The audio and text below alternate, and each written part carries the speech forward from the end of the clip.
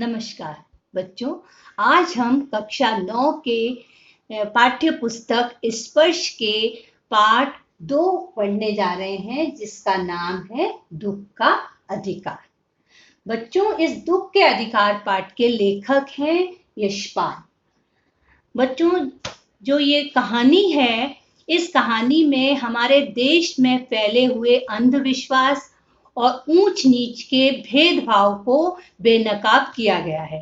क्योंकि बच्चों, हम जो दुख होता है, किसी को भी दुख होता है तो उसको समान अधिकार होना चाहिए दुख मनाने का। लेकिन हमारे यहाँ क्या है कि अमीर लोग तो सब कुछ अपना कर सकते हैं, लेकिन गरीबों को किसी चीज का कोई अधिकार नहीं है। जैसे कि हमारे देश की एक सबसे बड़ी समस्या है कि जो हमारे गरीब लोग हैं, ना उनके पास दुख मनाने का अधिकार है और ना उनके लिए कोई भी अवकाश है। बच्चों, अब हम आगे कहानी पढ़ेंगे कि मनुष्य है, उसकी जो पोशाक है वो उसको विभिन्न श्रेणियों में बांटती है। मनुष्य की पोशाक उसका समाज में दर्जा निश्चित करती है और उसके लिए कई बंद दरवाजों को भी खोल देती है। लेकिन कभी कभी ऐसी विपरीत परिस्थितियां आ जाती हैं कि ये पोशाक ही उसके लिए बंधन और अड़चन बन जाती है। जब हम निचली श्रेणी वालों से कुछ जानना चाहते हैं तो ये पोशाक हमारे बीच में अड़चन बन जाती है, व्यवधान खड़ा कर देती है। आगे कहानी में बच्चों हम पढ़ेंगे कि एक महिला फुटपाथ पर बैठी हुई है और उसके सामने टोकरी में कई सारे खरबूजे रखे हुए हैं। कुछ खरबूजे नीचे भी पड़े हुए हैं और वह अधेड़ उम्र की महिला, अधेड़ उम्र मतलब 50 साल से ज्यादा उम्र की महिला, घुटनों में सिर दबाए बैठी हुई है और फपक फपक कर रो रही है। सभी उसका रोना देख रहे हैं, लेकिन कोई भी व्यक्ति उससे खरबूजा नहीं खरीद रहा है। लेखक जब उसके पास देखता है उसको, तो उसके मन में व्यथा उठती है कि वो उस बुढ़िया की परेशानी को जाने कि भाई क्या बात है, क्यों रो रही है, सब लोग देख रहे हैं, कोई भी इसके खरबूजे क्यों नहीं खरीद रहा है। लेकिन उस वक्त लेखक की जो पोशाक होती है, उसकी व्यथा मतलब उसके बीच में बुढ़िया से बात करने के लिए उसके बीच में अड़चन पैदा कर देती है कि वो इस पोशाक को पहनकर जमीन पर बैठी हुई उस गरीब बुढ़िया से कैसे बातें कर सकता है। वो मन में व्यथित हो जाता है उस बुढ़िया की बातों को जानने के लिए, लेकिन वो नीचे बैठकर उससे पूछ नहीं सकता। क्यों? क्योंकि पोशाक उसकी बीच में व्यवधान बनी हुई है। आगे जाता है तो देखता है कि दुकानों पे, तख्तों पे बहुत से लोग बैठे हुए हैं और आपस में बातें कर रहे हैं। सब उस बुढ़िया को ताने मार रहे हैं। एक तो घृणा से थूकते हुए कह रहा है कि अभी एक दिन पूरा हुआ नहीं है इस बुढ़िया के बेटे को मरे हुए और बेहया आ गई खरबूजे बेचने।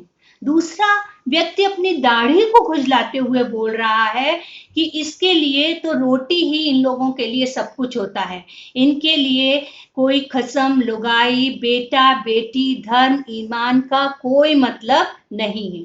तीसरा आदमी एक दिया सलाई से कान खोदते हुए, दिया सलाई बच्चों माचिस की तीली से कान खुजलाते हुए बोलता है कि इसको तो देखो, इसके लिए घर में लड़का मर गया है और ये बड़ी आ गई है खरबूजे बेचने। कम से कम दूसरे लोगों को तो देखे, दूसरे लोगों पर इसका क्या प्रभाव पड़ेगा।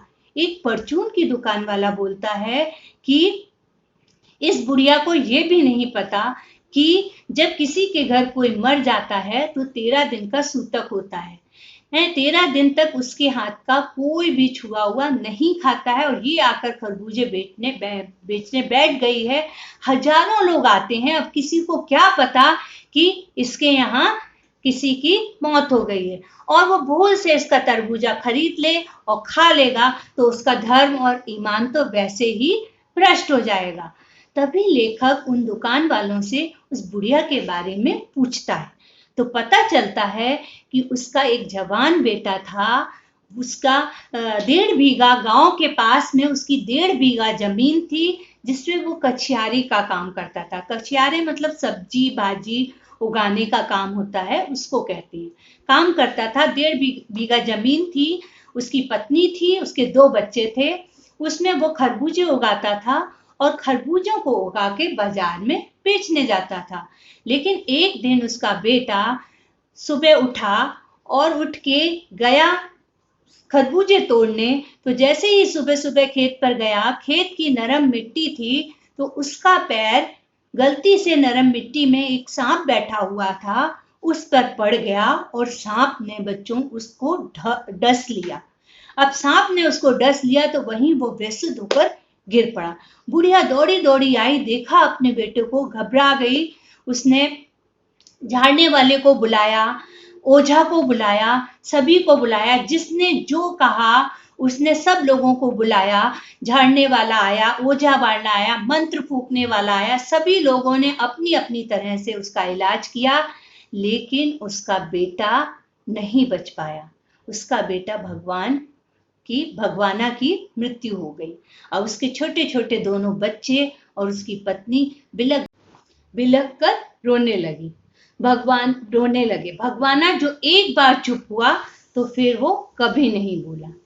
बुढ़िया के पास अब क्या होता है कि जो जिंदा इंसान होता है, कहते हैं कि भले वो कपड़े ना पहने हो, शरीर पर चल जाता है, लेकिन मरे हुए इंसान को कपड़ा उड़ा कर ही उसका अंतिम संस्कार किया जाता है। तो बुढ़िया के पास जो भी चन्नी कंगना, जो भी छोटे मोटे जेवर थे, बुढ़िया ने उन्हें बेचकर अपने बेटे के लिए सफेद कपड़ा खरीदा और उसको उड़ाकर ले जाकर जैसे तैसे उसका अंतिम संस्कार कर दिया। अब दूसरे दिन सुबह बच्चे उठते हैं तो बच्चे भूख के मारे बिलख रहे हैं। तो बुढ़िया ने उनको खरबूजे खाने को दे दिए, लेकिन जो भगवाना की पत्नी थी उसका शरीर आग की तरह तप रहा था। अब बुढ़िया क्या करती? उसने खरबूजों को लिया जो भगवाना लेकर आया था, उनको डलिया में रखा और बाजार में आकर बेचने लगी। बाजार में कोई भी उससे खरबूजे नहीं खरीद रहा था। क्यों? क्योंकि उसका लड़का मर गया था और कोई भी उसको इकन्नी दुन्नी तक भी कोई नहीं दे रहा था। क्यों? सबको पता था कि उनके पैसे अब लौटने वाले नहीं हैं, क्योंकि बुढ़िया का जो इकलौता बेटा था वो रहा नहीं, तो अब कौन पैसे वापस करेगा। इसीलिए बुढ़िया बाजार में खरबूजों को लेकर बैठी थी और फपक फपक कर रो रही थी और कोई उससे खरबूजे नहीं खरीद रहा था। लेखक को मन में बहुत दुख हुआ जब उसने इस बात को जाना कि ये पुत्र वियोगिनी को देखो, अपना दुख भी प्रकट नहीं कर सकती, घर में बैठकर अपने बेटे का दुख भी नहीं मना सकती है। तभी लेखक के मन में अपने पड़ोस में हुई एक घटना की याद आ जाती है कि उसके पड़ोस में रहने वाली एक संभ्रांत महिला थी, उसके बेटे का निधन हो गया था, उसका भी जवान बेटा मर गया था।